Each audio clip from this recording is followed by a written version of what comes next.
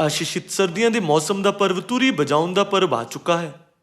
ਮੈਨੂੰ ਆਸ ਹੈ ਕਿ ਤੁਸੀਂ ਪਰਬਾਂ ਦੇ ਦੁਆਰਾ ਜ਼ਿਆਦਾ ਆਸ਼ੀਸ਼ਾਂ ਨੂੰ ਪ੍ਰਾਪਤ ਕਰੋਗੇ। ਅੱਜ ਤੁਰੀ ਵਜਾਉਣ ਦਾ ਪਰਵ ਮਨਾ ਕੇ ਮੈਨੂੰ ਆਸ ਹੈ ਕਿ ਦੁਨੀਆ ਭਰ ਦੇ ਸਿਯੋਨ ਦੇ ਸਾਰੇ ਮੈਂਬਰ ਪਰਮੇਸ਼ਵਰ ਦੇ ਸਾਹਮਣੇ ਪੂਰੀ ਤਰ੍ਹਾਂ ਨਾਲ ਤੋਬਾ ਕਰਨਗੇ ਅਤੇ ਇਸ ਤਰ੍ਹਾਂ ਕਰਦੇ ਹੋਏ ਮੁਕਤੀ ਪ੍ਰਾਪਤ ਕਰਨਗੇ ਅਤੇ ਸਵਰਗ ਦੇ ਰਾਜ ਵਿੱਚ ਪ੍ਰਵੇਸ਼ ਕਰਨਗੇ। ਇਸ ਦੇ ਸੰਬੰਧ ਵਿੱਚ ਆਓ ਅਸੀਂ ਅੱਜ ਤੁਰੀ ਵਜਾਉਣ ਦਾ ਪਰਬ ਅਤੇ ਤੋਬਾ ਇਸ ਉਪਦੇਸ਼ ਲੇਖ ਦੇ ਨਾਲ ਪਰਮੇਸ਼ਵਰ ਦਾ ਵਚਨ ਸਾਂਝਾ ਕਰੀਏ। ਪਹਿਲਾਂ ਆਓ ਅਸੀਂ ਲੇਵੀਆ ਦੀ ਪੁਸਤਕ ਅਧਿਆਇ 23 ਵਚਨ 24 ਤੇ ਇੱਕ ਨਜ਼ਰ ਪਾਈਏ। ਇਜ਼ਰਾਈਲ ਦੇ ਪਰਿਵਾਰ ਨੂੰ ਬੋਲ ਕਿ 7ਵੇਂ ਮਹੀਨੇ ਨੂੰ ਮਹੀਨੇ ਦੀ ਪਹਿਲੀ ਮਿਤੀ ਵਿੱਚ ਤੁਸਾਂ ਇੱਕ ਸਬਤ, ਇੱਕ ਤੁਰੀ ਵਜਾਉਣ ਦਾ ਸਿਮਰਨਾ, ਇੱਕ ਪਵਿੱਤਰ ਮੇਲਾ ਕਰਨ। ਪਵਿੱਤਰ ਕੈਲੰਡਰ ਦੇ ਅਨੁਸਾਰ ਅੱਜ 7ਵੇਂ ਮਹੀਨੇ ਦਾ ਪਹਿਲਾ ਦਿਨ ਹੈ। ਇਹ ਕਿਹਾ ਗਿਆ ਹੈ ਕਿ ਇਸ ਦਿਨ ਨੂੰ ਤੁਰੀ ਵਜਾ ਕੇ ਮਨਾਇਆ ਜਾਂਦਾ ਸੀ। ਆਓ ਅਸੀਂ ਤੁਰੀ ਵਜਾਉਣ ਦੇ ਪਰਬ ਦੀ ਸ਼ੁਰੂਆਤ ਦੇਖੀਏ। ਜਦੋਂ ਮੂਸਾ 10 ਹੁਕਮਾਂ ਦੀਆਂ ਪਹਿਲੀਆਂ ਫੱਟੀਆਂ ਦੇ ਨਾਲ ਹੇਠਾਂ ਆਇਆ ਤਦ ਉਸਨੇ ਇਜ਼ਰਾਈਲੀਆਂ ਨੂੰ ਇੱਕ ਸੋਨੇ ਦੇ ਬੱਚੇ ਦੀ ਪੂਜਾ ਕਰਦੇ ਹੋਏ ਦੇਖਿਆ। ਇਜ਼ਰਾਈਲੀਆਂ ਨੂੰ ਮੂਰਤੀ ਦੀ ਪੂਜਾ ਕਰਦੇ ਦੇਖ ਕੇ ਮੂਸਾ ਨੇ ਫੱਟੀਆਂ ਨੂੰ ਪਹਾੜ ਤੋਂ ਹੇਠਾਂ ਸੁੱਟ ਕੇ ਭੰਨ ਸੁੱਟਿਆ। ਉਹ ਬਹੁਤ ਗੁੱਸੇ ਵਿੱਚ ਸੀ। ਇਸ ਲਈ ਉਸ ਦਿਨ 3000 ਲੋਕ ਮਾਰ ਦਿੱਤੇ ਗਏ। ਉਸ ਦੇ ਬਾਅਦ ਜੋ ਬਚ ਗਏ ਸੀ ਉਹਨਾਂ ਨੇ ਇਹ ਮਹਿਸੂਸ ਕਰਕੇ ਕਿ ਉਹਨਾਂ ਨੇ ਪਰਮੇਸ਼ਵਰ ਦੇ ਵਿਰੁੱਧ ਪਾਪ ਕੀਤਾ ਸੀ, ਆਪਣੇ ਹੋਸ਼ ਵਿੱਚ ਆਏ ਅਤੇ ਉਹਨਾਂ ਨੇ ਆਪਣੇ ਸਾਰੇ ਗਲਤ ਕੰਮਾਂ ਨੂੰ ਮੰਨ ਕੇ ਤੋਬਾ ਕੀਤੀ। ਤਦ ਪਰਮੇਸ਼ਵਰ ਨੇ ਮੂਸਾ ਨੂੰ ਪਵਿੱਤਰ ਕੈਲੰਡਰ ਦੇ ਅਨੁਸਾਰ 6ਵੇਂ ਮਹੀਨੇ ਦੇ ਪਹਿਲੇ ਦਿਨ ਸੀਨੇ ਪਹਾੜ ਤੇ ਆਉਣ ਦੀ ਅਤੇ 10 ਹੁਕਮਾਂ ਦੀਆਂ ਦੂਸਰੀਆਂ ਫੱਟੀਆਂ ਪ੍ਰਾਪਤ ਕਰਨ ਦਾ ਹੁਕਮ ਦਿੱਤਾ। ਇਸ ਲਈ ਉਸਨੇ 6ਵੇਂ ਮਹੀਨੇ ਦੇ ਪਹਿਲੇ ਦਿਨ ਸੀਨੇ ਪਹਾੜ ਤੇ ਚੜ੍ਹ ਕੇ 40 ਦਿਨਾਂ ਦੇ ਲਈ ਫਿਰ ਤੋਂ ਵਰਤ ਰੱਖਿਆ। ਮੂਸਾ ਨੇ 40 ਦਿਨਾਂ ਤੱਕ ਵਰਤ ਰੱਖਿਆ। ਜਦੋਂ ਉਸਨੂੰ 10 ਹੁਕਮਾਂ ਦੀਆਂ ਪਹਿਲੀਆਂ ਫੱਟੀਆਂ ਮਿਲੀਆਂ ਸੀ ਅਤੇ ਉਸਨੇ ਦੂਸਰੀ ਫੱਟੀਆਂ ਮਿਲਣ ਤੇ ਹੋਰ 40 ਦਿਨ ਦੇ ਵਰਤ ਰੱਖੇ। 40 ਦਿਨਾਂ ਦੇ ਵਰਤ ਤੋਂ ਬਾਅਦ ਉਸਨੇ 10 ਹੁਕਮਾਂ ਨੂੰ ਪ੍ਰਾਪਤ ਕੀਤਾ ਅਤੇ ਹੇਠਾਂ ਆਇਆ। ਉਹ ਦਿਨ ਪਵਿੱਤਰ ਕੈਲੰਡਰ ਦੇ ਅਨੁਸਾਰ 7ਵੇਂ ਮਹੀਨੇ ਦਾ 10ਵਾਂ ਦਿਨ ਸੀ। ਪਵਿੱਤਰ ਕੈਲੰਡਰ ਦੇ ਅਨੁਸਾਰ 7ਵੇਂ ਮਹੀਨੇ ਦੇ 10ਵੇਂ ਦਿਨ ਪਰਮੇਸ਼ਵਰ ਨੇ ਇਜ਼ਰਾਈਲੀਆਂ ਦੇ ਸਾਰੇ ਪਾਪਾਂ ਦਾ ਪ੍ਰਾਇਸ਼ਚਿਤ ਕੀਤਾ। ਇਸ ਲਈ ਪਰਮੇਸ਼ਵਰ ਨੇ 7ਵੇਂ ਮਹੀਨੇ ਦੇ 10ਵੇਂ ਦਿਨ ਨੂੰ ਪ੍ਰਾਇਸ਼ਚਿਤ ਦੇ ਦਿਨ ਦੇ ਰੂਪ ਵਿੱਚ ਨਿਯੁਕਤ ਕੀਤਾ। ਪ੍ਰਾਇਸ਼ਚਿਤ ਦਾ ਦਿਨ ਹੁਣ ਤੋਂ 10 ਦਿਨਾਂ ਦੇ ਬਾਅਦ ਆਉਂਦਾ ਹੈ। ਇਸ ਲਈ ਤੋਬਾ ਕਰਨ ਵਾਲੇ ਦਿਲਾਂ ਨਾਲ ਤਿਆਰੀ ਕਰੋ। ਪਰਮੇਸ਼ਵਰ ਹਮੇਸ਼ਾ ਆਪਣੇ ਲੋਕਾਂ ਨੂੰ ਪ੍ਰਾਇਸ਼ਚਿਤ ਦੇ ਦਿਨ ਤੋਂ ਪਹਿਲਾਂ 10 ਦਿਨਾਂ ਦੇ ਲਈ ਤੁਰੀ ਵਜਾਉਣ ਦਿੰਦੇ ਸਨ ਅਤੇ ਉਹਨਾਂ ਨੂੰ ਉਹਨਾਂ ਦੇ ਸਾਰੇ ਪਾਪਾਂ ਦੇ ਲਈ ਤੋਬਾ ਕਰਨ ਦਿੰਦੇ ਸਨ ਜੋ ਉਹਨਾਂ ਨੇ ਪਿਛਲੇ ਸਾਲ ਵਿੱਚ ਕੀਤੇ ਅਤੇ ਉਹਨਾਂ ਨੂੰ ਪਰਮੇਸ਼ਵਰ ਦੇ ਸਾਹਮਣੇ ਸਵੀਕਾਰ ਕਰਨ ਦਿੰਦੇ ਸਨ। ਅੱਜ ਪਵਿੱਤਰ ਕੈਲੰਡਰ ਦੇ ਅਨੁਸਾਰ 7ਵੇਂ ਮਹੀਨੇ ਦਾ ਪਹਿਲਾ ਦਿਨ ਇਸ ਮਕਸਦ ਦੇ ਨਾਲ ਸਥਾਪਿਤ ਪਰਮੇਸ਼ਵਰ ਦਾ ਪਰਬ ਹੈ। ਤੁਰੀ ਵਜਾਉਣ ਦੇ ਪਰਬ ਵਿੱਚ ਸ਼ਾਮਿਲ ਅਰਥ ਤੋਬਾ ਹੈ। 2000 ਸਾਲ ਪਹਿਲਾਂ ਯੀਸ਼ੂ ਧਰਤੀ ਤੇ ਆਏ ਅਤੇ ਕਿਹਾ ਤੋਬਾ ਕਰੋ, ਸਵਰਗ ਦਾ ਰਾਜ ਨੇੜੇ ਆਇਆ ਹੈ। ਸਾਡੇ ਲਈ ਇਹ ਸਮਝਣਾ ਜ਼ਰੂਰੀ ਹੈ ਕਿ ਸਵਰਗ ਦੇ ਰਾਜ ਅਤੇ ਤੋਬਾ ਦੇ ਵਿੱਚ ਇੱਕ ਅਟੁੱਟ ਸੰਬੰਧ ਹੈ। ਤੋਬਾ ਕਰੋ। ਸਿੱਧੇ ਸ਼ਬਦਾਂ ਵਿੱਚ ਕਹੀਏ ਤਾਂ ਜਦੋਂ ਤੱਕ ਅਸੀਂ ਤੋਬਾ ਨਹੀਂ ਕਰਦੇ ਅਸੀਂ ਸਵਰਗ ਦੇ ਰਾਜ ਵਿੱਚ ਪ੍ਰਵੇਸ਼ ਨਹੀਂ ਕਰ ਸਕਦੇ। ਕਿ ਇਸ ਦਾ ਮਤਲਬ ਇਹ ਨਹੀਂ ਹੈ ਕਿ ਅਸੀਂ ਤੋਬਾ ਕਰਨ ਤੋਂ ਬਾਅਦ ਹੀ ਸਵਰਗ ਦੇ ਰਾਜ ਵਿੱਚ ਪ੍ਰਵੇਸ਼ ਕਰ ਸਕਦੇ ਹਾਂ। ਕਈ ਲੋਕ ਕਹਿੰਦੇ ਹਨ ਮੈਂ ਆਪਣੀ ਸਾਰੀ ਉਮਰ ਵਿੱਚ ਕੁਝ ਵੀ ਗਲਤ ਨਹੀਂ ਕੀਤਾ, ਫਿਰ ਕਿਸ ਗੱਲ ਦੀ ਤੋਬਾ ਕਰਨੀ ਹੈ। ਜਦੋਂ ਤੱਕ ਉਹ ਆਤਮਿਕ ਦੁਨੀਆ ਨੂੰ ਨਹੀਂ ਸਮਝਦੇ ਉਹ ਕਦੀ ਨਹੀਂ ਸਮਝ ਸਕਦੇ ਕਿ ਸਵਰਗ ਦੇ ਰਾਜ ਵਿੱਚ ਪ੍ਰਵੇਸ਼ ਕਰਨ ਦੇ ਲਈ ਤੋਬਾ ਦੀ ਜ਼ਰੂਰਤ ਕਿਉਂ ਹੈ। ਬਾਈਬਲ ਕਹਿੰਦੀ ਹੈ ਕਿ ਅਸੀਂ ਸਾਰੇ ਮਨੁੱਖੀ ਰੂਪ ਵਿੱਚ ਧਰਤੀ ਤੇ ਆਉਣ ਤੋਂ ਪਹਿਲਾਂ ਸਵਰਗ ਵਿੱਚ ਸਵਰਗਦੂਤ ਸੀ। ਸਵਰਗ ਵਿੱਚ ਕੀ ਹੋਇਆ? ਅਸੀਂ ਪਰਮੇਸ਼ਵਰ ਦੇ ਵਿਰੁੱਧ ਬਗਾਵਤ ਕੀਤੀ। ਅਸੀਂ ਸਵਰਗ ਵਿੱਚ ਪਾਪ ਕਰਨ ਦੇ ਬਾਅਦ ਧਰਤੀ ਤੇ ਆ ਗਏ ਅਤੇ ਹੁਣ ਮਨੁੱਖੀ ਰੂਪ ਵਿੱਚ ਜੀ ਰਹੇ ਹਾਂ। ਕੀ ਬਾਈਬਲ ਇਹ ਨਹੀਂ ਕਹਿੰਦੀ ਕਿ ਅਸੀਂ ਮੂਲ ਰੂਪ ਤੋਂ ਸਵਰਗ ਵਿੱਚ ਪਰਮੇਸ਼ਵਰ ਦੀ ਸੰਤਾਨ ਸੀ? ਸਵਰਗ ਦੇ ਰਾਜ ਵਿੱਚ ਵਾਪਸ ਕਿਵੇਂ ਮੁੜੀਏ? ਇਹ ਸਵਾਲ ਦਾ ਉੱਤਰ ਤੌਬਾ ਹੈ। ਸਾਨੂੰ ਧਰਤੀ ਤੇ ਕੀਤੇ ਗਏ ਪਾਪਾਂ ਦੇ ਲਈ ਤੋਬਾ ਕਰਨੀ ਚਾਹੀਦੀ ਹੈ, ਪਰ ਇਸ ਤੋਂ ਵੱਧ ਕੇ ਸਾਨੂੰ ਪੱਕੀ ਤਰ੍ਹਾਂ ਨਾਲ ਉਹਨਾਂ ਪਾਪਾਂ ਦੇ ਲਈ ਤੋਬਾ ਕਰਨੀ ਚਾਹੀਦੀ ਹੈ ਜੋ ਅਸੀਂ ਸਵਰਗ ਵਿੱਚ ਕੀਤੇ ਹਨ। ਕੁਝ ਲੋਕ ਪੁੱਛ ਸਕਦੇ ਹਨ, ਮੈਨੂੰ ਕਿਉਂ ਤੋਬਾ ਕਰਨੀ ਚਾਹੀਦੀ ਹੈ? ਮੈਂ ਕੁਝ ਵੀ ਗਲਤ ਨਹੀਂ ਕੀਤਾ। ਆਓ ਅਸੀਂ ਪਹਿਲਾ ਯਹੂਨਾ ਦੀ ਪੁਸਤਕ ਅਧਿਆਇ 1 ਵਚਨ 8 ਦੇਖੀਏ। ਜੇ ਆਖੀਏ ਭਾਈ ਅਸੀਂ ਪਾਪੀ ਨਹੀਂ ਹਾਂ ਤਾਂ ਆਪਣੇ ਆਪ ਨੂੰ ਧੋਖਾ ਦਿੰਦੇ ਹਾਂ ਅਤੇ ਸੱਚਾਈ ਸਾਡੇ ਵਿੱਚ ਹੈ ਨਹੀਂ। ਜੇ ਅਸੀਂ ਆਪਣੇ ਆਪ ਪਾਪਾਂ ਦਾ ਇਕਰਾਰ ਕਰੀਏ ਤਾਂ ਉਹ ਵਫਾਦਾਰ ਅਤੇ ਧਰਮੀ ਹੈ, ਭਾਈ ਸਾਡੇ ਪਾਪਾਂ ਨੂੰ ਮਾਫ ਕਰੇ ਅਤੇ ਸਾਨੂੰ ਸਾਰੇ ਕੁਧਰਮ ਤੋਂ ਸ਼ੁੱਧ ਕਰੇ। ਜੇ ਆਖੀਏ ਭਾਈ ਅਸਾਂ ਪਾਪ ਨਹੀਂ ਕੀਤਾ ਹੈ ਤਾਂ ਉਹਨੂੰ ਝੂਠਾ ਬਣਾਉਂਦੇ ਹਾਂ ਅਤੇ ਉਹਦਾ ਬਚਨ ਸਾਡੇ ਵਿੱਚ ਨਹੀਂ ਹੈ। ਅਸੀਂ ਸਵਰਗ ਵਿੱਚ ਕੀਤੇ ਗਏ ਆਪਣੇ ਪਾਪਾਂ ਦੇ ਕਰਕੇ ਧਰਤੀ ਤੇ ਕੱਢ ਦਿੱਤੇ ਗਏ ਸਵਰਗਦੂਤ ਹਾਂ। ਇਹ ਗੱਲ ਕਿ ਅਸੀਂ ਇਸ ਧਰਤੀ ਤੇ ਪੈਦਾ ਹੋਏ ਹਾਂ ਸਾਬਿਤ ਕਰਦੀ ਹੈ ਕਿ ਅਸੀਂ ਪਾਪੀ ਹਾਂ, ਕਿਉਂਕਿ ਪਾਪੀਆਂ ਤੋਂ ਇਲਾਵਾ ਕੋਈ ਵੀ ਸਰੀਰ ਨਹੀਂ ਪਾ ਸਕਦਾ। ਅਸੀਂ ਆਪਣੇ ਪਾਪ ਦੇ ਕਰਕੇ ਸਰੀਰ ਪਾਇਆ ਤੇ ਹੇਠਾਂ ਧਰਤੀ ਤੇ ਆ ਗਏ। ਕਿ ਪਰਮੇਸ਼ਵਰ ਨੇ ਸਾਰੀ ਮਨੁੱਖ ਜਾਤੀ ਨੂੰ ਇੱਕ ਸੀਮਿਤ ਉਮਰ ਪ੍ਰਦਾਨ ਨਹੀਂ ਕੀਤੀ ਤਾਂ ਜੋ ਉਹ ਧਰਤੀ ਤੇ ਤੋਬਾ ਦਾ ਜੀਵਨ ਜੀ ਸਕਣ। ਜਿਵੇਂ ਪਹਿਲਾ ਯਹੂਨਾ ਅਧਿਆਇ 1 ਵਚਨ 8 ਵਿੱਚ ਲਿਖਿਆ ਗਿਆ ਹੈ, ਜੇ ਆਖੀਏ ਭਾਈ ਅਸੀਂ ਪਾਪੀ ਨਹੀਂ ਹਾਂ ਤਾਂ ਆਪਣੇ ਆਪ ਨੂੰ ਧੋਖਾ ਦਿੰਦੇ ਹਾਂ ਅਤੇ ਸੱਚਾਈ ਸਾਡੇ ਵਿੱਚ ਹੈ ਨਹੀਂ। ਜੇ ਅਸੀਂ ਆਪਣੇ ਪਾਪਾਂ ਦਾ ਇਕਰਾਰ ਕਰੀਏ ਤਾਂ ਉਹ ਵਫਾਦਾਰ ਅਤੇ ਧਰਮੀ ਹੈ, ਭਾਈ ਸਾਡੇ ਪਾਪਾਂ ਨੂੰ ਮਾਫ ਕਰੇ ਅਤੇ ਸਾਨੂੰ ਸਾਰੇ ਕੁਧਰਮ ਤੋਂ ਸ਼ੁੱਧ ਕਰੇ। ਜੇ ਆਖੀਏ ਭਾਈ ਅਸਾਂ ਪਾਪ ਨਹੀਂ ਕੀਤਾ ਹੈ ਤਾਂ ਉਹਨੂੰ ਝੂਠਾ ਬਣਾਉਂਦੇ ਹਾਂ ਅਤੇ ਉਹਦਾ ਬਚਨ ਸਾਡੇ ਵਿੱਚ ਨਹੀਂ ਹੈ, ਕਿਉਂਕਿ ਪਰਮੇਸ਼ਵਰ ਸਭ ਕੁਝ ਜਾਣਦੇ ਹਨ ਜੋ ਅਸੀਂ ਸਵਰਗ ਵਿੱਚ ਅਤੇ ਧਰਤੀ ਤੇ ਕੀਤਾ ਹੈ। ਤਦ ਕਿ ਇਹ ਇਸ ਲਈ ਨਹੀਂ ਹੈ ਕਿ ਉਹ ਚਾਹੁੰਦੇ ਹਨ ਕਿ ਅਸੀਂ ਜਲਦੀ ਨਾਲ ਤੋਬਾ ਕਰੀਏ ਅਤੇ ਸਵਰਗ ਦੇ ਰਾਜ ਵਿੱਚ ਵਾਪਸ ਆਈਏ। ਇਸ ਲਈ ਬਾਈਬਲ ਕਹਿੰਦੀ ਹੈ, ਜੇ ਆਖੀਏ ਭਾਈ ਅਸਾਂ ਪਾਪ ਨਹੀਂ ਕੀਤਾ ਹੈ ਤਾਂ ਉਹਨੂੰ ਝੂਠਾ ਬਣਾਉਂਦੇ ਹਾਂ ਅਤੇ ਉਹਦਾ ਬਚਨ ਸਾਡੇ ਵਿੱਚ ਨਹੀਂ ਹੈ। ਇਹ ਪਰਬ ਜੋ ਤੁਰੀ ਵਜਾਉਣ ਦੇ ਪਰਬ ਤੋਂ ਸ਼ੁਰੂ ਹੋ ਕੇ ਪ੍ਰਾਇਸ਼ਚਿਤ ਦੇ ਦਿਨ ਤੱਕ ਹੁੰਦਾ ਹੈ, ਉਹ ਪਰਬ ਹੈ ਜਿਸ ਵਿੱਚ ਪਰਮੇਸ਼ਵਰ ਸਾਡੇ ਤੋਂ ਤੋਬਾ ਦੀ ਉਮੀਦ ਕਰਦੇ ਹਨ। ਇਸ ਨਾਲ ਕੋਈ ਫਰਕ ਨਹੀਂ ਪੈਂਦਾ ਕਿ ਅਸੀਂ ਸਵਰਗ ਵਿੱਚ ਅਤੇ ਧਰਤੀ ਤੇ ਕੀ ਪਾਪ ਕੀਤਾ, ਭਾਵੇਂ ਸਾਨੂੰ ਇਹ ਯਾਦ ਹੈ ਜਾਂ ਨਹੀਂ। ਆਓ ਅਸੀਂ ਪੂਰੀ ਤਰ੍ਹਾਂ ਨਾਲ ਤੋਬਾ ਕਰੀਏ ਅਤੇ ਪਰਮੇਸ਼ਵਰ ਦੇ ਸਾਹਮਣੇ ਆਪਣੇ ਸਾਰੇ ਪਾਪਾਂ ਨੂੰ ਮੰਨ ਲਈਏ ਅਤੇ ਸਦੀਪਕ ਸਵਰਗ ਦੇ ਰਾਜ ਵਿੱਚ ਪ੍ਰਵੇਸ਼ ਕਰੀਏ। ਹੁਣ ਆਓ ਅਸੀਂ ਨਬੀਆਂ ਤੋਂ ਤੋਬਾ ਬਾਰੇ ਕੁਝ ਸਾਖੀਆਂ ਨੂੰ ਦੇਖੀਏ। ਆਓ ਅਸੀਂ ਹਿਜਕੀਲ ਦੀ ਪੁਸਤਕ ਤੇ ਜਾਈਏ। ਹਿਜਕੀਲ ਅਧਿਆਇ 18 ਵਚਨ 30। ਸੋ ਪ੍ਰਭੂ ਯਹੋਵਾ ਦਾ ਵਾਕ ਹੈ, ਹੇ ਇਜ਼ਰਾਈਲ ਦੇ ਘਰਾਣੇ, ਮੈਂ ਹਰ ਇੱਕ ਮਨੁੱਖ ਦਾ ਉਸਦੇ ਮਾਰਗ ਦੇ ਅਨੁਸਾਰ ਤੁਹਾਡਾ ਨਿਆਂ ਕਰਾਂਗਾ। ਅਸੀਂ ਕੀ ਕਰਨਾ ਹੈ? ਤੁਸੀਂ ਮੁੜੋ ਅਤੇ ਆਪਣੇ ਸਾਰੇ ਅਪਰਾਧਾਂ ਵੱਲੋਂ ਮੁੜ ਆਓ ਤਾਂ ਜੋ ਤੁਹਾਡੀ ਬਦੀ ਤੁਹਾਡੀ ਠੋਕਰ ਦਾ ਕਾਰਨ ਨਾ ਹੋਵੇ। ਉਹਨਾਂ ਸਾਰੇ ਅਪਰਾਧਾਂ ਨੂੰ ਜਿਨ੍ਹਾਂ ਵਿੱਚ ਤੁਸੀਂ ਅਪਰਾਧੀ ਬਣੇ ਆਪਣੇ ਤੋਂ ਦੂਰ ਕਰੋ ਅਤੇ ਆਪਣੇ ਲਈ ਨਵਾਂ ਦਿਲ ਤੇ ਨਵੀਂ ਆਤਮਾ ਬਣਾਓ। ਹੇ ਇਜ਼ਰਾਈਲ ਦੇ ਘਰਾਣੇ, ਤੁਸੀਂ ਕਿਉਂ ਮਰੋਗੇ? ਕਿਉਂ ਜੋ ਪ੍ਰਭੂ ਯਹੋਵਾ ਦਾ ਵਾਕ ਹੈ, ਮੈਨੂੰ ਮਰਨ ਵਾਲੇ ਦੀ ਮੌਤ ਤੋਂ ਖੁਸ਼ੀ ਨਹੀਂ, ਇਸ ਲਈ ਮੁੜੋ ਤੇ ਕੀ ਰਹੋ? ਜਿਉਂਦੇ ਰਹੋ।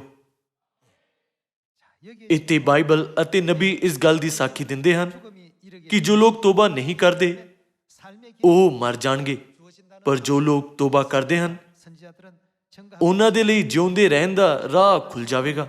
ਵਚਨ 30 ਵਿੱਚ ਇਹ ਲਿਖਿਆ ਹੈ, ਅਪਰਾਧਾਂ ਵੱਲੋਂ ਮੁੜ ਆਓ ਭਾਵੇਂ ਕੁਝ ਵੀ ਹੋਵੇ, ਸਾਨੂੰ ਆਪਣੇ ਸਾਰੇ ਪਾਪਾਂ ਨੂੰ ਛੱਡਣਾ ਚਾਹੀਦਾ ਹੈ, ਭਾਵੇਂ ਅਸੀਂ ਉਹ ਧਰਤੀ ਤੇ ਕੀਤੇ ਹੋਣ ਜਾਂ ਸਵਰਗ ਵਿੱਚ। ਕੀ ਪਰਮੇਸ਼ਵਰ ਸਾਨੂੰ ਪਾਪ ਤੋਂ ਦੂਰ ਕਰਨ ਦੇ ਲਈ ਧਰਤੀ ਤੇ ਨਹੀਂ ਆਏ? ਆਓ ਅਸੀਂ ਜ਼ਬੂਰਾਂ ਦੀ ਪੋਥੀ ਦੀ ਪੁਸਤਕ ਵਿੱਚ ਤੋਬਾ ਬਾਰੇ ਇੱਕ ਹੋਰ ਚੇਤਾਵਨੀ ਦੇਖੀਏ। ਆਓ ਅਸੀਂ ਜ਼ਬੂਰਾਂ ਦੀ ਪੋਥੀ ਦੀ ਪੁਸਤਕ ਤੇ ਜਾਈਏ, ਅਧਿਆਇ 7 ਵਚਨ 12। ਜੇ ਮਨੁੱਖ ਨਾ ਮੁੜੇ ਤਾਂ ਉਹ ਆਪਣੀ ਤਲਵਾਰ ਤਿੱਖੀ ਕਰੇਗਾ। ਉਹਨੇ ਆਪਣਾ ਧਨੁੱਖ ਝੁਕਾ ਕੇ ਤਿਆਰ ਕਰ ਛੱਡਿਆ ਹੈ। ਉਹਨੇ ਉਸ ਦੇ ਲਈ ਮੌਤ ਦਾ ਸ਼ਸਤਰ ਵੀ ਤਿਆਰ ਕੀਤਾ ਹੈ। ਉਹ ਆਪਣੇ ਤੀਰਾਂ ਨੂੰ ਅਗਨ ਬਾਣ ਬਣਾਉਂਦਾ ਹੈ। ਵੇਖੋ, ਉਸ ਨੂੰ ਬਦੀ ਦੀ ਪੀੜ ਲੱਗੀ ਹੋਈ ਹੈ ਅਤੇ ਸ਼ਰਾਰਤ ਉਸ ਦੇ ਗਰਭ ਵਿੱਚ ਪਈ ਹੈ ਅਤੇ ਝੂਠ ਉਸ ਤੋਂ ਜੰਮਿਆ ਹੈ। ਇਹ ਵਚਨ 12 ਵਿੱਚ ਲਿਖਿਆ ਗਿਆ ਹੈ। ਜੇਕਰ ਮਨੁੱਖ ਤੋਬਾ ਨਾ ਕਰੇ ਤਾਂ ਪਰਮੇਸ਼ਵਰ ਕੀ ਕਰਨਗੇ? ਉਹ ਆਪਣੀ ਤਲਵਾਰ ਤਿੱਖੀ ਕਰੇਗਾ। ਜੇ ਮਨੁੱਖ ਨਾ ਮੁੜੇ ਤਾਂ ਉਹ ਆਪਣੀ ਤਲਵਾਰ ਤਿੱਖੀ ਕਰੇਗਾ। ਉਹਨੇ ਆਪਣਾ ਧਨੁੱਖ ਝੁਕਾ ਕੇ ਤਿਆਰ ਕਰ ਛੱਡਿਆ ਹੈ। ਜਦੋਂ ਅਸੀਂ ਇਸ ਨੂੰ ਆਸਾਨੀ ਨਾਲ ਕਹਿੰਦੇ ਹਾਂ, ਤਦ ਕਿ ਇਸ ਦਾ ਮਤਲਬ ਇਹ ਨਹੀਂ ਹੈ ਕਿ ਜੇਕਰ ਕੋਈ ਮਨੁੱਖ ਤੋਬਾ ਨਹੀਂ ਕਰਦਾ ਤਾਂ ਸਿਰਫ ਨਾਸ਼ ਅਤੇ ਮੌਤ ਉਸ ਦੀ ਉਡੀਕ ਕਰ ਰਹੀ ਹੈ। ਫਿਰ ਅਸੀਂ ਕਿਹੜਾ ਪਾਪ ਕੀਤਾ ਅਤੇ ਅਸੀਂ ਕਿਵੇਂ ਉਸ ਤੋਂ ਤੋਬਾ ਕਰ ਸਕਦੇ ਹਾਂ? ਸਭ ਤੋਂ ਪਹਿਲਾਂ ਸਾਨੂੰ ਆਪਣੇ ਪਾਪ ਦੀ ਸ਼ੁਰੂਆਤ ਨੂੰ ਜਾਣਨ ਦੀ ਜ਼ਰੂਰਤ ਹੈ, ਜੋ ਸਵਰਗ ਵਿੱਚ ਸ਼ੁਰੂ ਹੋਇਆ ਸੀ। ਯਸ਼ਾਇਆ ਅਧਿਆਇ 14 ਵਿੱਚ ਪਰਮੇਸ਼ਵਰ ਸਾਨੂੰ ਸਵਰਗੀ ਦੁਨੀਆ ਵਿੱਚ ਪਹਿਲੇ ਅਪਰਾਧੀ ਦੀ ਮਾਨਸਿਕ ਸਥਿਤੀ ਬਾਰੇ ਸਮਝਣ ਦਿੰਦੇ ਹਨ। ਇਸ ਦੇ ਦੁਆਰਾ ਆਓ ਅਸੀਂ ਆਪਣੇ ਖੁਦ ਦੇ ਮਨ ਦੀ ਸਥਿਤੀ ਨੂੰ ਸਮਝਣ ਦਾ ਸਮਾਂ ਲਈਏ, ਜਿਸ ਦੇ ਨਤੀਜੇ ਵਜੋਂ ਸਾਨੂੰ ਕੱਢਿਆ ਗਿਆ। ਅਤੇ ਆਓ ਅਸੀਂ ਸੋਚੀਏ ਕਿ ਪਰਮੇਸ਼ਵਰ ਨੇ ਸਾਨੂੰ ਨਵੇਂ ਨੇਮ ਦੇ ਸਾਰੇ ਨਿਯਮ, ਹੁਕਮ ਅਤੇ ਵਿਵਸਥਾਵਾਂ ਕਿਉਂ ਦਿੱਤੀਆਂ। ਆਓ ਅਸੀਂ ਅਧਿਆਇ 14 ਵਚਨ 12 ਦੇਖੀਏ। ਤੂੰ ਆਕਾਸ਼ ਤੋਂ ਕਿਵੇਂ ਡਿੱਗ ਪਿਆ, ਹੇ ਦਿਨ ਦੇ ਤਾਰੇ, ਫਜਰ ਦੇ ਪੁੱਤਰ, ਤੂੰ ਕਿਵੇਂ ਧਰਤੀ ਤੀਕ ਵੱਢਿਆ ਗਿਆ, ਹੇ ਕੌਮਾਂ ਦੇ ਢੋਣ ਵਾਲੇ। ਤੈਂ ਆਪਣੇ ਦਿਲ ਵਿੱਚ ਆਖਿਆ, ਭਾਈ ਮੈਂ ਆਕਾਸ਼ ਉੱਤੇ ਚੜ ਜਾਵਾਂਗਾ, ਮੈਂ ਪਰਮੇਸ਼ਵਰ ਦੇ ਤਾਰਿਆਂ ਤੋਂ ਉੱਤਾ ਹਾਂ, ਮੈਂ ਆਪਣਾ ਸਿੰਘਾਸਨ ਉੱਚਾ ਧਾਰਾਂਗਾ ਅਤੇ ਮੈਂ ਮੰਡਲੀ ਦੇ ਪਰਬਤ ਉੱਤੇ ਉੱਤਰ ਦੀਆਂ ਹੱਦਾਂ ਵਿੱਚ ਬੈਠਾਂਗਾ। ਮੈਂ ਬੱਦਲਾਂ ਦੀਆਂ ਉਚਾਈਆਂ ਤੇ ਚੜ ਜਾਵਾਂਗਾ, ਮੈਂ ਆਪ ਨੂੰ ਅਤ ਮਹਾਨ ਜਿਹਾ ਬਣਾਵਾਂਗਾ। ਅਤ ਮਹਾਨ ਪਰਮੇਸ਼ਵਰ ਹੈ, ਪਰ ਦਿਨ ਦੇ ਤਾਰੇ ਨੇ ਪਰਮੇਸ਼ਵਰ ਦੇ ਵਿਰੁੱਧ ਇਹ ਕਹਿੰਦੇ ਹੋਏ ਬਗਾਵਤ ਕੀਤੀ, ਮੈਂ ਆਪ ਨੂੰ ਅਤ ਮਹਾਨ ਜਿਹਾ ਬਣਾਵਾਂਗਾ। ਵਚਨ 15, ਪਰ ਤੂੰ ਪਤਾਲ ਤੀਕ, ਸਗੋਂ ਟੋਏ ਦੀ ਡੂੰਘਾਈ ਤੀਕ ਹੇਠਾਂ ਲਾਇਆ ਜਾਵੇਂਗਾ। ਤੇਰੇ ਵੇਖਣ ਵਾਲੇ ਤੇਰੀ ਵੱਲ ਤੱਕਣਗੇ, ਉਹ ਤੇਰੇ ਉੱਤੇ ਗੋਹ ਕਰਨਗੇ। ਭਲਾ ਇਹ ਉਹ ਮਨੁੱਖ ਹੈ ਜਿਨੇ ਧਰਤੀ ਨੂੰ ਕਾਂਬਾ ਲਾ ਦਿੱਤਾ ਅਤੇ ਪਾਤਸ਼ਾਹੀਆਂ ਹਿਲਾ ਦਿੱਤੀਆਂ, ਜਿਨ ਜਗਤ ਉਜਾੜ ਜਿਹਾ ਕਰ ਦਿੱਤਾ ਅਤੇ ਉਸਦੇ ਸ਼ਹਿਰ ਢਾਹ ਸੁੱਟੇ, ਜਿਨ ਆਪਣੇ ਅਸੀਰਾਂ ਨੂੰ ਘਰੀ ਨਾ ਜਾਣ ਦਿੱਤਾ। ਕੌਮਾਂ ਦੇ ਸਾਰੇ ਰਾਜੇ, ਹਾਂ ਸਾਰਿਆਂ ਦੇ ਸਾਰੇ ਸ਼ਾਨ ਨਾਲ ਲੇਟਦੇ ਹਨ, ਹਰੇਕ ਆਪਣੀ ਸਮਾਧ ਵਿੱਚ, ਪਰ ਤੂੰ ਘਿਨੌਣੀ ਟਹਿਣੀ ਵਾਂਗੂ ਆਪਣੀ ਕਬਰ ਤੋਂ ਪਰੇ ਸੁੱਟਿਆ ਗਿਆ ਹੈ। ਤੈਂ ਵੱਡਿਆਂ ਹੋਇਆਂ ਨੂੰ ਪਹਿਨਿਆ ਹੋਇਆ ਹੈ, ਜਿਹੜੇ ਤਲਵਾਰ ਨਾਲ ਵਿੰਨੇ ਗਏ, ਜਿਹੜੇ ਟੋਏ ਦੇ ਪੱਥਰਾਂ ਕੋਲ ਹੇਠਾਂ ਲਾਏ ਗਏ, ਉਸ ਲੋਥ ਵਾਂਗੂ ਜਿਹੜੀ ਮਿੱਧੀ ਗਈ ਹੋਵੇ। ਤੂੰ ਉਹਨਾਂ ਨਾਲ ਕਫਨ ਦਫਨ ਵਿੱਚ ਨਾ ਰਲੇਗਾ। ਤੈਂ ਜੋ ਆਪਣੇ ਦੇਸ਼ ਨੂੰ ਵੀਰਾਨ ਕੀਤਾ, ਤੈਂ ਜੋ ਆਪਣੇ ਲੋਕਾਂ ਨੂੰ ਵੱਢ ਸੁੱਟਿਆ, ਕੁਕਰਮੀਆਂ ਦੀ ਅੰਸ਼ ਦਾ ਨਾਮ ਕਦੀ ਨਹੀਂ ਪੁਕਾਰਿਆ ਜਾਵੇਗਾ।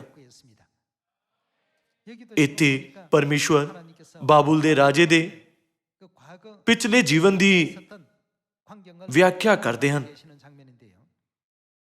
ਉਸਨੇ ਆਪਣੇ ਸਿੰਘਾਸਨ ਨੂੰ ਪਰਮੇਸ਼ਵਰ ਦੇ ਸਿੰਘਾਸਨ ਤੋਂ ਜ਼ਿਆਦਾ ਉੱਪਰ ਚੁੱਕਣਾ ਚਾਹਿਆ। ਕਿੰਨਾ ਦੁਸ਼ਟ ਹੈ ਇਹ ਪਾਪ। ਆਖਰ ਵਿੱਚ ਕੀ ਲਿਆਇਆ? ਜਿਵੇਂ ਕਿ ਪ੍ਰਕਾਸ਼ ਦੀ ਪੋਥੀ ਵਿੱਚ ਲਿਖਿਆ ਗਿਆ ਹੈ, ਸਵਰਗ ਵਿੱਚ ਕੀ ਹੋਇਆ? ਸਵਰਗ ਵਿੱਚ ਲੜਾਈ ਹੋਈ। ਸ਼ੈਤਾਨ ਨੂੰ, ਜਿਸ ਦੀ ਤੁਲਨਾ ਅਜਗਰ ਨਾਲ ਕੀਤੀ ਗਈ ਹੈ, ਉਸ ਦੇ ਦੂਤਾਂ ਦੇ ਨਾਲ ਧਰਤੀ ਤੇ ਸੁੱਟ ਦਿੱਤਾ ਗਿਆ ਸੀ। ਉਹਨਾਂ ਨੇ ਪਰਮੇਸ਼ਵਰ ਦੇ ਸਿੰਘਾਸਨ ਨੂੰ ਖੋਹ ਲੈਣ ਦੀ ਕੋਸ਼ਿਸ਼ ਵਰਗਾ ਗੰਭੀਰ ਪਾਪ ਕੀਤਾ। ਆਓ ਅਸੀਂ ਹਿਜਕੀਲ ਅਧਿਆਇ 28 ਵਿੱਚ ਇੱਕ ਹੋਰ ਵਚਨ ਦੇਖੀਏ। ਆਓ ਅਸੀਂ ਹਿਜਕੀਲ ਅਧਿਆਇ 28 ਵਚਨ 11 ਦੇਖੀਏ। ਅਧਿਆਇ 28 ਵਚਨ 11। ਯਹੋਵਾ ਦਾ ਬਚਨ ਮੇਰੇ ਕੋਲ ਆਇਆ ਕਿ ਹੇ ਆਦਮੀ ਦੇ ਪੁੱਤਰ, ਸੂਰ ਦੇ ਪਾਤਸ਼ਾਹ ਦੇ ਵਹਿਣ ਚੁੱਕ ਅਤੇ ਤੂੰ ਉਹਨੂੰ ਆਖ, ਪ੍ਰਭੂ ਯਹੋਵਾ ਇਉਂ ਫਰਮਾਉਂਦਾ ਹੈ, ਤੂੰ ਉੱਤਮਤਾਈ ਦਾ ਮੋਹਰ ਹੈ, ਬੁੱਧੀ ਨਾਲ ਭਰਪੂਰ ਤੇ ਸੁੰਦਰਤਾ ਵਿੱਚ ਸੰਪੂਰਨ ਹੈ। ਤੂੰ ਅਦਨ ਵਿੱਚ ਪਰਮੇਸ਼ਵਰ ਦੇ ਬਾਗ ਵਿੱਚ ਹੈ। ਹਰੇਕ ਵੱਡਮੁੱਲਾ ਪੱਥਰ ਤੇਰੇ ਢੱਕਣ ਲਈ ਸੀ, ਜਿਵੇਂ ਲਾਲ, ਅਰੀਕ, ਸੁਨਹਿਲਾ ਅਤੇ ਦੁਧੀਆ, ਬਿਲੌਰ, ਬੈਰੂਜ, ਸੁਲੇਮਾਨੀ ਅਤੇ ਯਸ਼ਬ, ਨੀਲਮਨੀ, ਪੰਨਾ ਅਤੇ ਜਬਰਜਦ ਅਤੇ ਸੋਨਾ। ਤੇਰੇ ਤਮੂਰੇ ਅਤੇ ਤੇਰੀਆਂ ਬੰਸਰੀਆਂ ਦੀ ਕਾਰੀਗਰੀ ਤੇਰੇ ਵਿੱਚ ਸੀ। ਤੇਰੇ ਉਤਪਤ ਦੇ ਦਿਹਾੜੇ ਤੋਂ ਉਹ ਤਿਆਰ ਕੀਤੀਆਂ ਗਈਆਂ। ਤੂੰ ਮਸਾ ਕੀਤਾ ਹੋਇਆ ਕਰੂਬੀ ਸੈਂ ਜਿਹੜਾ ਢੱਕਦਾ ਸੀ, ਅਤੇ ਮੈਂ ਤੈਨੂੰ ਪਰਮੇਸ਼ਵਰ ਦੇ ਪਵਿੱਤਰ ਅਸਥਾਨ ਪਰਵਤ ਉੱਤੇ ਰੱਖਿਆ। ਤੂੰ ਉੱਥੇ ਅੱਗ ਵਾਲੇ ਪੱਥਰਾਂ ਦੇ ਵਿੱਚ ਤੁਰਦਾ ਫਿਰਦਾ ਸੈਂ।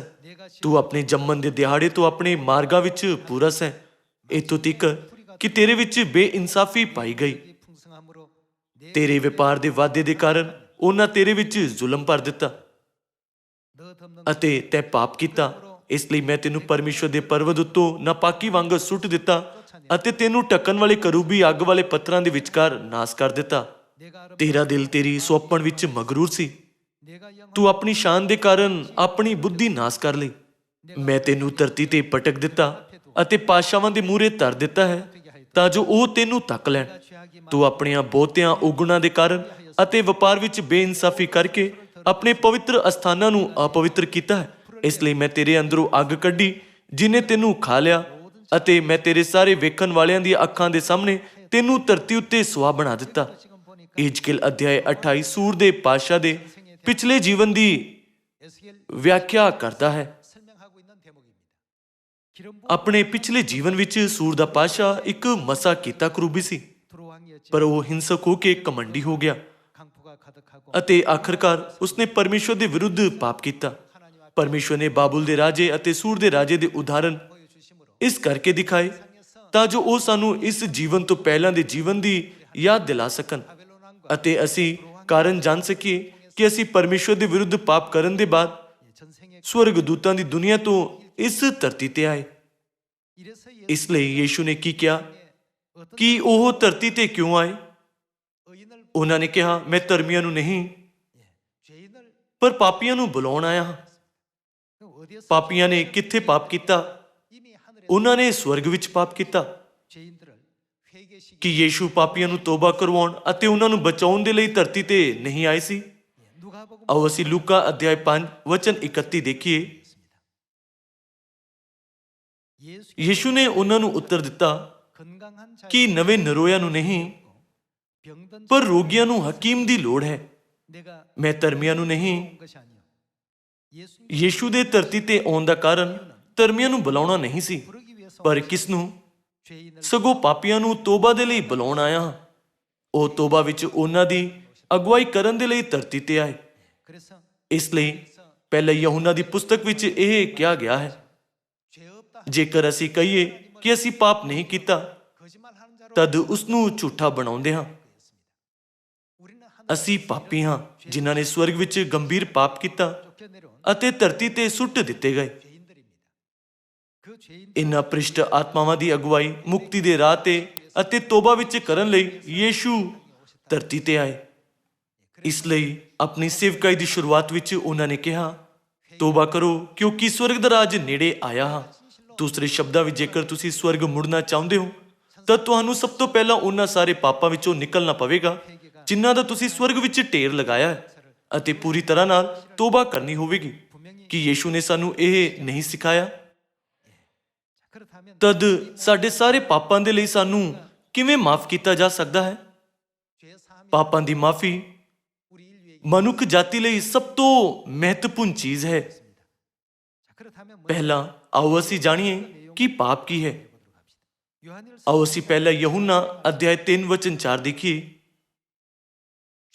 ਜੋ ਕੋਈ ਜਿਹੜਾ ਪਾਪ ਕਰਦਾ ਹੈ ਸ਼ਰਅ ਦਾ ਉਲਟ ਕਰਦਾ ਹੈ, ਅਤੇ ਪਾਪ ਕੀ ਹੈ? ਪਾਪ ਤਾਂ ਸ਼ਰਅ ਦਾ ਉਲਟ ਹੀ ਹੈ। ਜਿਵੇਂ ਧਰਤੀ ਤੇ ਬਿਪਸਤਾਵਾਂ ਹਨ ਉਸੇ ਤਰ੍ਹਾਂ ਹੀ ਸਵਰਗ ਵਿੱਚ ਵੀ ਬਿਪਸਤਾਵਾਂ ਹਨ। ਸ਼ੈਤਾਨ ਦੁਆਰਾ ਪਰਮਾਏ ਜਾ ਕੇ ਜਿਸਨੇ ਸਵਰਗ ਦੇ ਨਿਯਮਾਂ ਨੂੰ ਤੋੜਿਆ ਅਤੇ ਬ੍ਰਹਮਾਂਡ ਦੀ ਰੀਤੀ ਨੂੰ ਭੰਗ ਕੀਤਾ, ਮਨੁੱਖ ਜਾਤੀ ਨੇ ਪਰਮੇਸ਼ਵਰ ਦੇ ਸਿੰਘਾਸਨ ਨੂੰ ਉਲਟਾਉਣ ਦੀ ਕੋਸ਼ਿਸ਼ ਕੀਤੀ ਅਤੇ ਨਤੀਜੇ ਵਜੋਂ ਇਸ ਸੰਸਾਰ ਵਿੱਚ ਕੱਢੇ ਗਏ। ਇਨ੍ਹਾਂ ਸਭ ਦਾ ਮੁੱਖ ਕਾਰਨ ਇੱਕ ਇਸ ਤਰ੍ਹਾਂ ਦੇ ਦਿਲ ਨਾਲ ਪੈਦਾ ਹੋਇਆ ਸੀ ਜੋ ਪਰਮੇਸ਼ਵਰ ਦੁਆਰਾ ਨਿਯੁਕਤ ਵਿਵਸਥਾ, ਨਿਯਮਾਂ ਅਤੇ ਹੁਕਮਾਂ ਦੀ ਇੱਜ਼ਤ ਨਹੀਂ ਕਰਦਾ ਸੀ। ਤਦ ਪਾਪ ਦੇ ਬਾਰੇ ਵਿੱਚ ਬਾਈਬਲ ਕੀ ਕਹਿੰਦੀ ਹੈ? ਜੋ ਕੋਈ ਪਾਪ ਕਰਦਾ ਹੈ ਉਹ ਕਿਸ ਦਾ ਵਿਰੋਧ ਕਰਦਾ ਹੈ? ਜੋ ਕੋਈ ਜਿਹੜਾ ਪਾਪ ਕਰਦਾ ਹੈ ਸ਼ਰ੍ਹਾ ਦਾ ਉਲਟ ਕਰਦਾ ਹੈ, ਅਤੇ ਪਾਪ ਤਾਂ ਸ਼ਰ੍ਹਾ ਦਾ ਉਲਟ ਹੀ ਹੈ। ਆਓ ਅਸੀਂ ਵਚਨ 5 ਦੇ ਨਾਲ ਜਾਰੀ ਰਹੀਏ। ਤੁਸੀਂ ਜਾਣਦੇ ਹੋ ਜੋ ਉਹ ਇਸ ਲਈ ਪ੍ਰਗਟ ਹੋਇਆ ਭਈ ਪਾਪਾਂ ਨੂੰ ਚੁੱਕ ਲੈ ਜਾਵੇ, ਅਤੇ ਉਹਦੇ ਵਿੱਚ ਪਾਪ ਨਹੀਂ ਹੈ। ਵਚਨ 6, ਹਰ ਕੋਈ ਜੋ ਉਸ ਵਿੱਚ ਕਾਇਮ ਰਹਿੰਦਾ ਹੈ ਪਾਪ ਨਹੀਂ ਕਰਦਾ। ਹਰ ਕੋਈ ਜਿਹੜਾ ਪਾਪ ਕਰਦਾ ਹੈ ਉਸਨੇ ਉਹਨੂੰ ਨਹੀਂ ਵੇਖਿਆ, ਨਾ ਉਹਨੂੰ ਜਾਣਿਆ ਹੈ। हे ਬੱਚਿਓ, ਕੋਈ ਤੁਹਾਨੂੰ ਨਾ ਪਰਮਾਵੇ।